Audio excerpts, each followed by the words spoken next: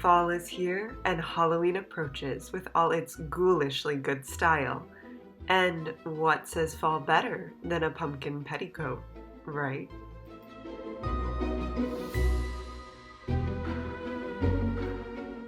Hi, welcome. My name is Brienne and I enjoy coaxing fabric into fashion, be it history, fantasy, or vintage-inspired looks.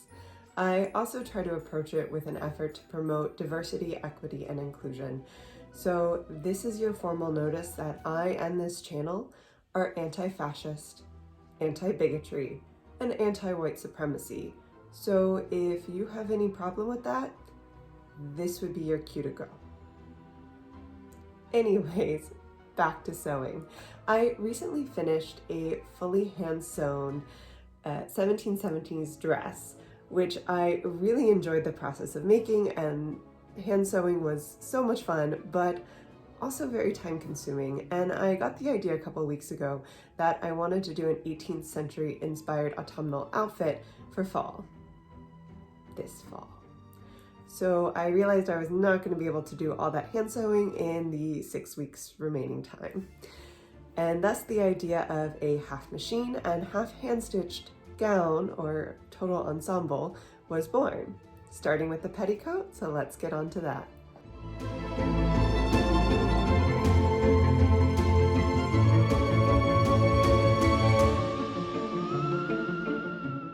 I'm using the American Duchess Simplicity pattern and referencing their 18th century dressmaking guide for this process. The fabric is a polyester satin from Mood Fabrics called Amber Ale. There's been some conversation in the historical costuming community, and rightly so, about the unfortunate gatekeeping that happens, including around fabric choice. Natural fibers are wonderful to work with and are more historically plausible, but it's not always feasible to use them for a range of reasons, from cost to color choice. Satin is a much more affordable and widely available option than silk, which is why I've chosen to use it for this project.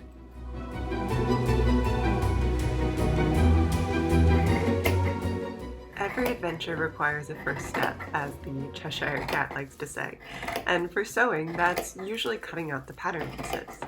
I had to do this quite carefully as I bought barely enough fabric for this pattern. I did cut the fabric a bit longer than was called for because after accidentally making my last dress too short, which resulted in hemming and gathering 240 inches of ruffles by hand, I wanted to be on the safe side. This may bite me when it comes to evening out the hem, but we'll deal with that then. I cut all pieces, even those that didn't require it, on the fold, as this minimizes fabric waste. I then cut along the fold for the pieces that were meant to be separate. If I were completely hand sewing this petticoat, I would then use what's called a mantua maker's seam, in which the sides being joined are slightly offset. The longer side is folded over the shorter, basted in place, and then folded over again and hem-stitched down, so you have a seam with no raw edges. But since I'm doing all of the construction seams on the machine, I'm using what's called a French seam, which is actually quite similar and is what is being shown here. As I'm folding in the edges, I'm using an iron to help keep things in place.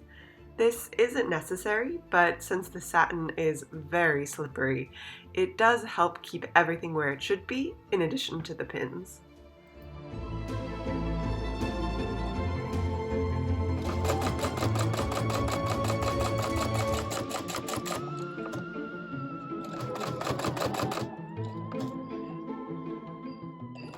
Instead of the two-part process of basting the first fold and then hemming down the second fold like you would if you were hand sewing, you can use a sewing machine to make the seam in one step by stitching over the fully folded fabric. It's the best of both methods. It's quick, and you still have a seam that encases the raw edges.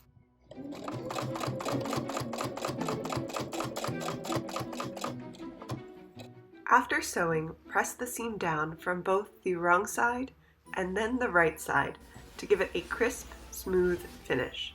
Repeat that process to join and press the remaining panels, except for one of the side seams.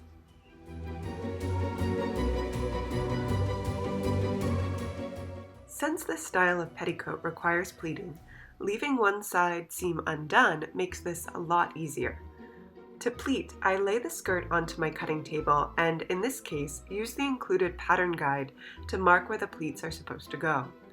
And then the pleating, folding the fabric over and on top of itself and pinning it down, begins. I really like using these craft clips when I'm pleating initially and then following with pins to make sure the pleats have the right depth. After making the initial pleats according to the guide, I do a little finagling to make sure that the respective front and back panels each measure to about half my waist. Never trust the sizing on a paper pattern. I leave some additional room, about 1/2 to 3/4 of an inch on each side of the adjoining panels for seam allowance.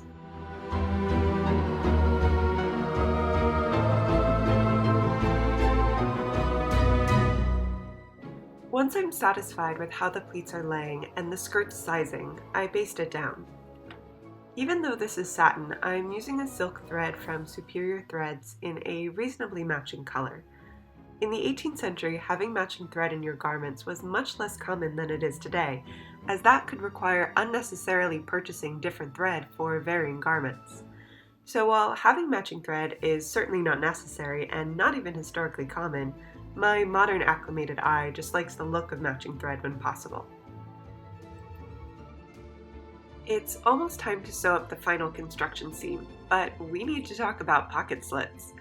Pocket slits are those clever little things that were standard in the 18th century and allowed the person wearing these full skirts to reach into their folds and into separate pockets that were tied at the waist.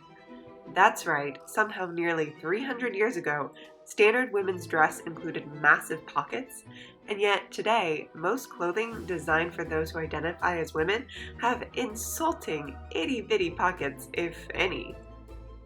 Anyways, to make these pocket-friendly slits, end your construction seam about 10 to 12 inches from the top of the petticoat, and then fold the fabric so you encase the raw edge and stitch it down.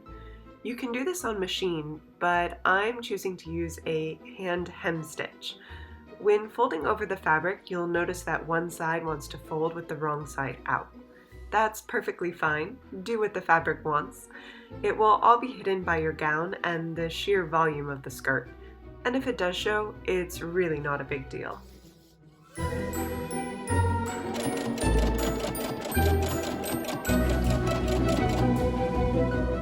It's time to add the waist ties. I'm using a 3/4 inch wide linen twill tape from Burnley & Trowbridge. I cut 2 pieces, each about double my waist measurement. In the spirit of this hybrid approach, I'm attaching the top of the tie, which looks like the bottom here, by machine. Start by lining up the tape with the top raw edge on the right or outer side of the petticoat, matching the halfway point of the skirt with the halfway point of one of the tapes. Clip or pin it in place and then run it through the machine.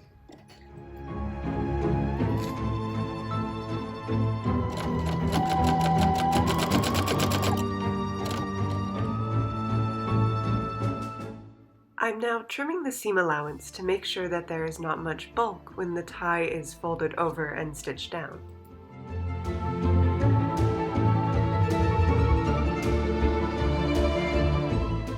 Which is what happens next.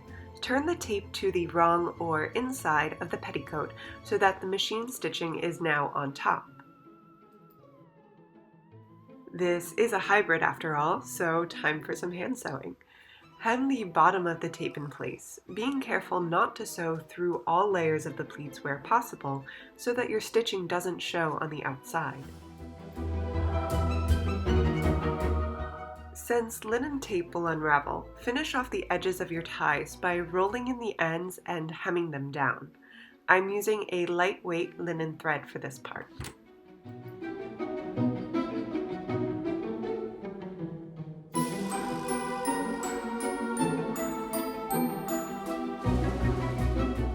Did someone mention hemming? Because there's about to be a whole lot of that. The final step in this process is doing the hem of the skirt. Since I have a mannequin, which I made myself to my measurements using the bootstrap dress form pattern, highly recommend, I put my foundational garments on the form, including under petticoat and pannier, and then tie the petticoat in place. I then begin the process of clipping up the extra fabric to reach floor level.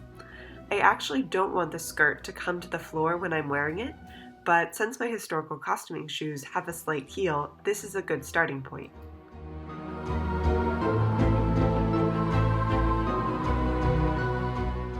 I definitely cut the fabric too long early on, but hey, at least no creative problem-solving ruffles this round. Once the hem is clipped in place, I cut some of the excess fabric off, leaving about 2 inches for finalizing adjustments.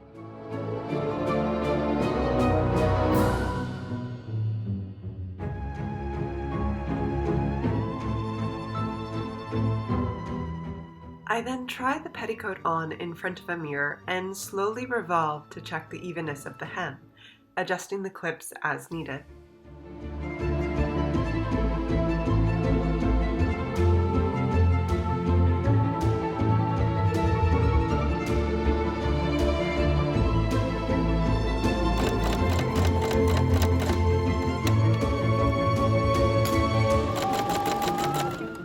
Once I'm happy with the hem, I baste it in place. I decided to use a running stitch on the machine here, but on reflection, I think doing this by hand would have been the better option, as in the end, this ended up not saving me that much time. Whether by hand or machine, I do recommend using a contrasting thread so that it's easier to remove. Given that this is a Halloween-inspired petticoat, I chose black.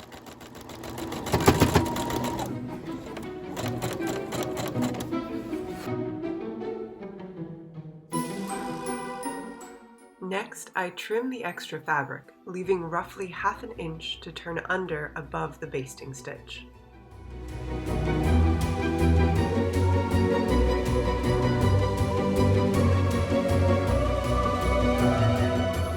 Press the hem to crisp it up, and then turn and tuck in the raw edge of the fabric, ironing or pinning as you go.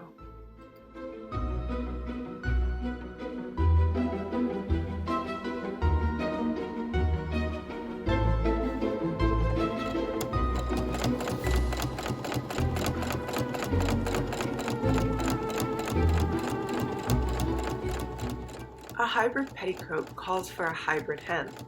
I chose to machine stitch the back half of the petticoat, as this side will eventually be covered up by the gown itself. There's nothing wrong with a machine hem showing though, so you can also opt for doing this for the entire hem.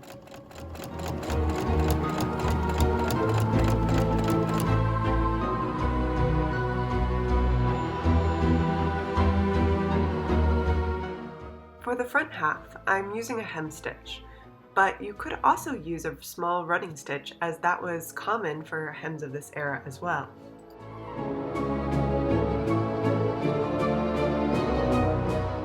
I really enjoy hand sewing. I find it relaxing and almost meditative. Plus, I can do it on the couch with my cat, which is where I finish the rest of this hem.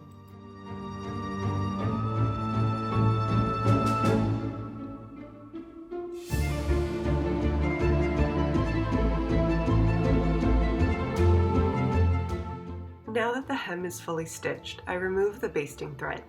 As I alluded to earlier, even though machine stitching is faster than doing it by hand, plucking out a machine stitch is not as fast as pulling out a hand-basted hem. So pick your poison.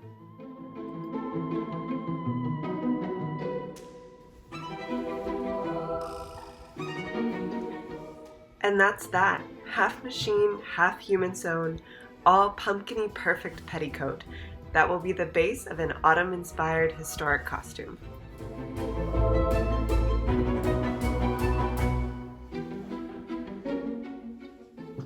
And speaking of costumes, add a black top, a gothic necklace, and some dark lipstick, and you're ready for Halloween. If you enjoyed this video, please like, subscribe, and let me know in the comments how you prefer to sew your petticoats or what time-saving tips you use in your costuming. Bye for now.